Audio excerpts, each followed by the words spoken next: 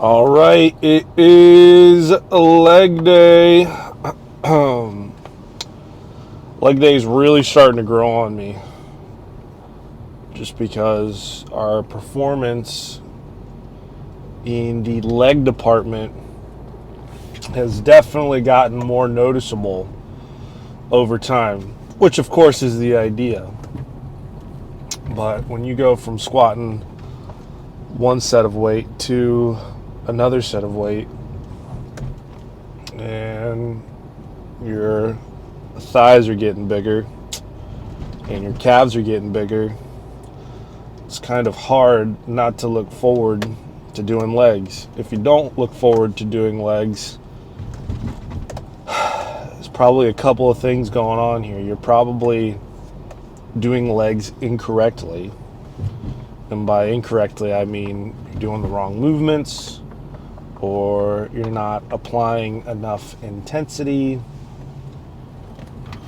or you just haven't given yourself enough time to adjust to doing legs more regularly. So you're deconditioned to doing legs. You know, your heart hasn't really caught up to the cardiovascular demand that is required of hitting a muscle group that is as big as legs. You got this fucking guy running in the middle of the fucking road when there's a fucking sidewalk right next to him. Sorry. I'm not all like, positivity vibes, Don't be an idiot. If you're doing cardio and you're running in the middle of the road and I find out, I'm going to come find where you live and we're going to have a discussion, a physical discussion. Anyways, got me off track. If you're doing legs, take into consideration it's going to be, especially squats, it's going to be a much more exhausting movement than any other movement that you do, because your heart has to pump blood to and pump hard enough to return blood to the heart, to the lower body, in which case then it needs to return that blood against gravity in a timely manner back to your heart, back to your lungs to get reoxygenated so that it can continue to oxygenate those muscles that are being worked. Plus, thighs, quads, calves, those are some pretty big muscles, so they're going to require a decent amount of blood flow. So try to go easy on yourself when it comes to the expectation of how not exhausting hitting legs should be. Hitting legs for me is still pretty exhausting, but things that you can do in the time being, other than train cardio on the regular, is maybe don't jump into doing squats right away. Maybe give yourself like a month of doing hardcore leg extensions, leg press, even hack squats, to try and ease into the aerobic demand that is squats. And then before you know it, working out legs will be like working out any other muscle group, and you'll be more conditioned to it. So, but anyways, enough about that. Today we are going to talk about the most calorie dense macronutrient out of the three macronutrients that we've been discussing, and that is fats or lipids. Fat is essential for muscle development, bodybuilding, as well as just normal everyday activity and living, because I thought I had to sneeze, sorry. Because cholesterol and fat is what makes up our hormones. Hormones are essential because it tells the body what to do, when to do it, and it maintains things like, your mood, what makes you you, testosterone production, that kind of thing. If you're on this no-fat diet, you're probably going to feel pretty shitty, because even though you might be eating an adequate amount of calories, if you're on a no-fat diet, you're going to feel pretty bad because your body really doesn't have much reserve in terms of fat for very long to adequately supplement and provide the functions that the body needs to provide from a fat perspective to maintain homeostasis. And so when you run into issues like a misproduction in hormones, you predispose yourself to getting sick, you lower your immune system, you lower your ability to grow because, again, testosterone production's much lower, and it's just not good. Certain cholesterol, certain fats like fish oils also serve to kind of lubricate the joints a little bit, which is going to make lifting a little less taxing for you as your joints won't hurt. And as far as trying to get in your daily caloric intake requirements for growing, there is no macronutrient that is more dense than that of fats.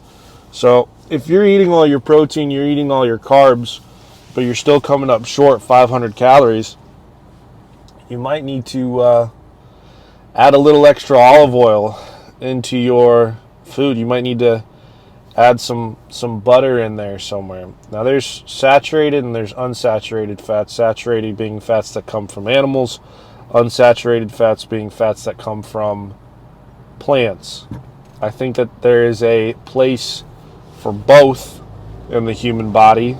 That's my opinion. I don't really have any data that I've done any research off of to give you guys, except for the fact that I know how I feel when my diet is consisted of animal fats such as whole milk, butter, sometimes yogurt with actual cream in it versus just olive oil. And I gotta tell you, I feel a lot better when I have the saturated fats than when I have just unsaturated fats. But that being said, you should still be getting some unsaturated fat into your diet as well. Because of the structuring of the macronutrient fats, it's actually a bit more difficult for your body to break down and digest. And so if you do eat too much fat, which is relative to each person depending on what too much is. If you eat too much fat, it can be rough on your liver. So you just want to be careful when it comes to these high-fat diets. I don't really know of any bodybuilder or person who's trying to gain more muscle, athlete, that kind of thing, that opt out for high-fat diets, except for cross-country runners. That's because cross-country runners and these marathon runners, they're performing aerobic activity. They're performing, movements that place the body above a baseline level of functioning as far as heart rate goes, muscle performance, respiratory rate, over a long period of time. So, they'll sometimes go hours without eating while they're on these runs, while they're doing these marathons, but their body's caloric demand is still elevated because, again, they're running. They're not doing anything. And I've seen a lot of cross-country and marathon runners who do not eat high-fat diets, and what ends up happening is their bodies break down and digest the food that is more readily available in their stomach, whether or not they eat right before, the night before a run, and they end up usually having to use the bathroom pretty frequently. And the consistency of what they output is very liquidy and almost like over-digested. So a lot of cross-country runners and a lot of marathon runners opt for high-fat diets because it takes a lot longer for the body to actually break down, digest, and because it's so calorie dense, they don't have to necessarily eat as much as what they would if they were eating a high protein, high carb diet. Now, they still eat high protein and high carb when they're training, but prior to, or maybe like a week leading up to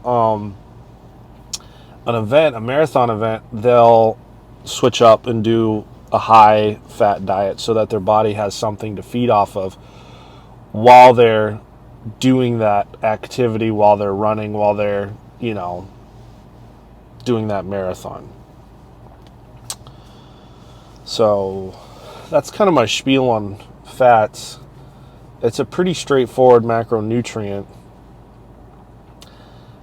From a bodybuilding point of view and muscle building perspective, it's really not a complex thing. So, yeah. Anyways, we're going to go hit legs. I think I'm going to cap this conversation here. I'll see you guys in the gym.